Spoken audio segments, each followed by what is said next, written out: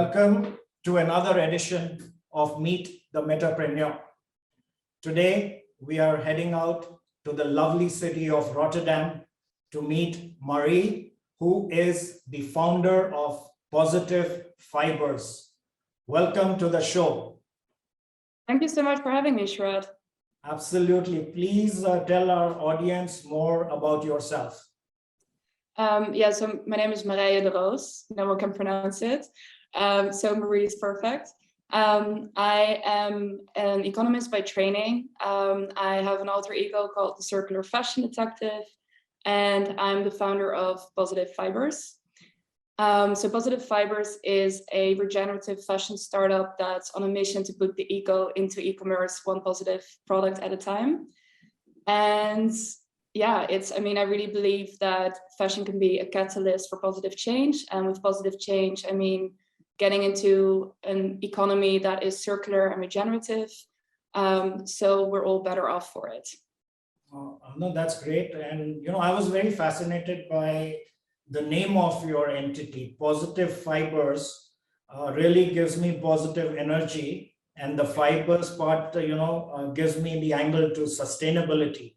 So I know you're big on sustainability. So I want to know, when was the first time, you really got into this vertical and what it personally means to you?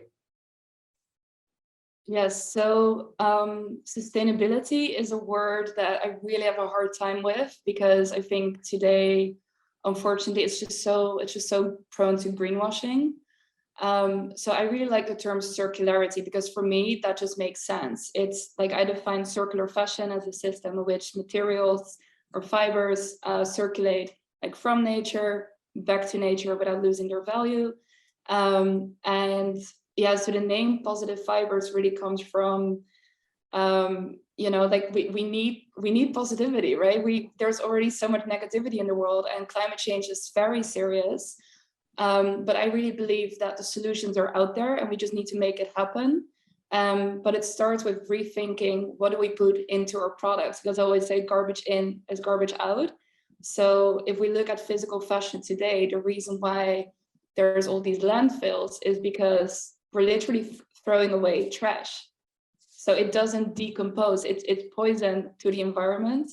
So if we rethink what we put into our products, it becomes it's food. It's food is in, it's food is out for the next life cycle.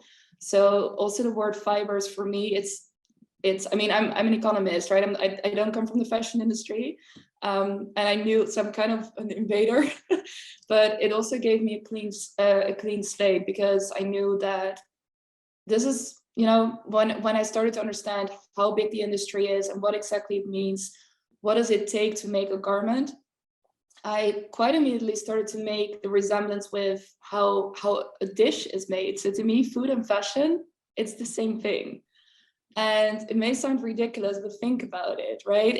You need ingredients, which are the fibers. Fibers is what we put in our bodies, but also what we put on our bodies.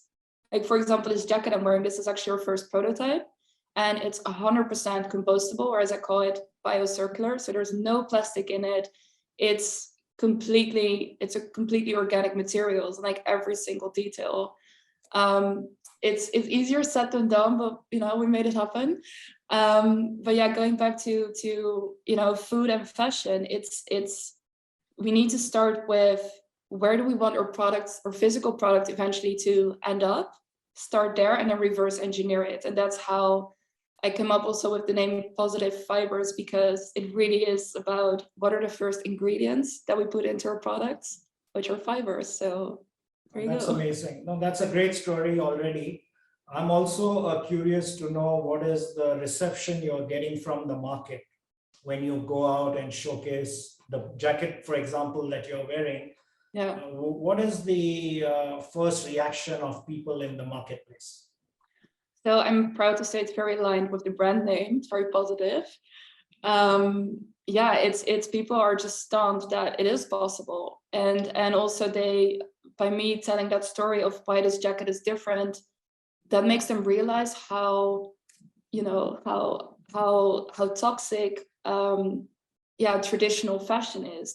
People don't know, and I mean, I didn't know this either, right? But I really like researched this to understand where clothes come from, what does it take, and people just don't realize that there's just so much going on behind the scenes to make even a fabric or to make a textile, and then you can have the fibers, you spun it into a yarn, and then there's dyeing, and the dyeing is often toxic. So you can have organic cotton, but if it's a certain color, it has a certain print, it's already contaminated, and it's no longer sustainable. So it's like an eye-opener for people. Well, that's great. And I hope through this program, more brands will reach out to you, because I know a lot of brands still haven't, migrated into being eco-friendly and environment friendly. And there is definitely room for them to collaborate with organizations such as yours. Absolutely. So that, what they do is good for the planet. And we all need to start thinking beyond our lifetimes, right? For the next generation. We don't want to grow up in this climate change environment where they blame us for having not done enough in our lifetime. So I'm also very passionate about the environment, and I've interestingly been running a eco portal called Go Green, which has more than 20,000 global ambassadors, and we are championing the cause of the planet by increasing awareness about the importance of going green. So yeah, I mean, this is something that the world needs, and the brands especially, I think they need to change their mindset and rework their numbers, because this can't be purely driven by ROI. We have to, factor in what's good for the planet. So I love your story, and I think, there's a big upside to it, and I'm very confident that more and more brands will collaborate with you. So let me ask you, how can brands reach out to you? Is there a website, or they connect with you on social media? What's the best way forward? Yes, so we have a website, positivefibers.com. There you'll find our contact details. General email address is hello@positivefibers.com. But also I'm never not on LinkedIn, so to say. So you can also find me there and just, shoot me a message. I'm happy to connect, because we're starting out as a brand to show that it's possible to kind of lead by example, that we are walking the talk. But to change an industry, you need to collaborate, right? So I'm like, that's definitely what I think needs to be done to come together, to rethink what we put into our supply chains, and also how do we take responsibility for where our products end up, so that together we can make landfills obsolete. Absolutely. And as you know, I'm part of the Metaverse Fashion Council, and we'd love to have you there. And we are planning a series of webinars. And I'm sure one of the first ones is going to be about circular fashion. So I would love that. I'm looking forward to having you on the panel and, reaching your message to a larger audience. So it's a lot about education. It's a lot about building a community. And I think Web3 is the perfect place for entrepreneurs such as you, to meet open-hearted people who will collaborate with you. So yeah, so also I want to, get your take about the metaverse. There's so much of talk on LinkedIn, so many stories are being posted, and I'm also probably part of that movement. What is your take in terms of future of the internet? I mean, is it a pipe dream? Is it going to be for real? Is it very long term? What is your take on why businesses should get on to the metaverse? I mean, so when it comes to change, Rome wasn't built in one day, right? So these things definitely take time.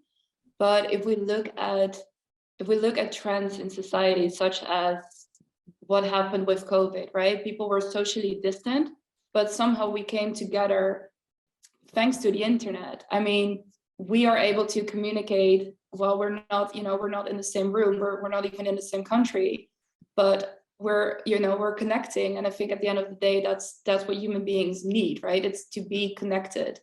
And when it comes to the metaverse, or like Web3, of course, there's this promise of decentralization, which I think is great. But I'm always a bit skeptical, right? Like when there's a new term thrown at me, I don't immediately jump onto it like, yeah, great, let's do it. I always wonder, okay, why? Like, what is this? Why do we need it? And how is it going to help us advance to a state of collective prosperity? And so the metaverse, I've been very, and in particular NFTs, I've been very critical on them because it comes with an environmental footprint. And what we need to achieve by 2030 is to, to at least health or CO2 emissions. So if the metaverse, like if we get it right, to really have sustainability in the DNA of the metaverse, I think it's an amazing phenomenon, and it's something we should all get on board with. But yeah, I mean, I wish I had a glass ball and I could tell you, Sharad, in 2 years, the metaverse is here, we have it all figured out.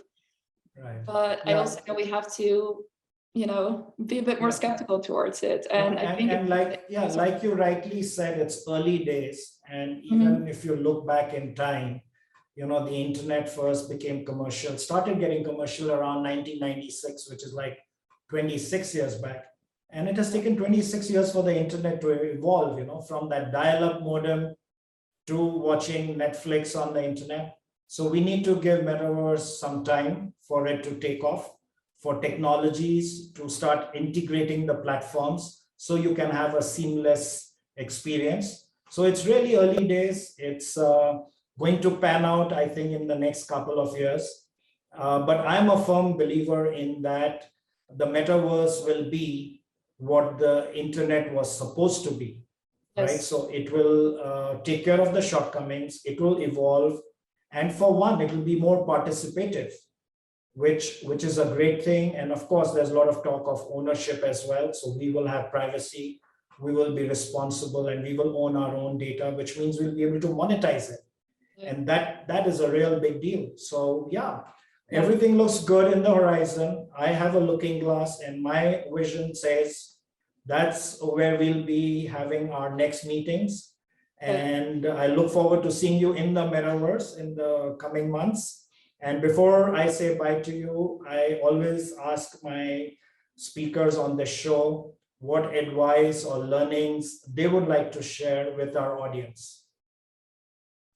When it comes to sustainability in fashion and the metaverse, I think that something that I haven't shared yet is that it's like technology is not a silver bullet, right? It's a means to an end. So it's not like we have, for example, digital fashion and we've solved the crisis. But technology enhances or enables circularity. So for example, this jacket, that's my hair, sorry. This jacket, it was actually designed completely virtually because that just eliminates so much waste. So as a learning, I would say, rethink your product development process and see how technology can really be beneficial to you, and just and like study it yourself, like really ask critical questions. Don't just take someone's word for it, and trust your instincts. That's what I always say. It sounds very Oh, that's good. That's practical advice. So it's good to knowledge is power. Knowledge is power. Yeah. So study up and then follow your gut. That's what I would advise. Yeah, that's pretty much what I'm trying to do also in my space, gobbling up articles and webinars and what have you. But eventually you got to make the call on what works for you, right? Because there is no single unique definition of metaverse even. And the metaverse can be what you want it to be. So on that note, I want to thank you once again for sharing your story, for sharing your insights, and I want to wish you all the best going forward. So see you on the other side. See you. Thank you so much. See you in the metaverse. Absolutely. Most welcome. See you in the metaverse.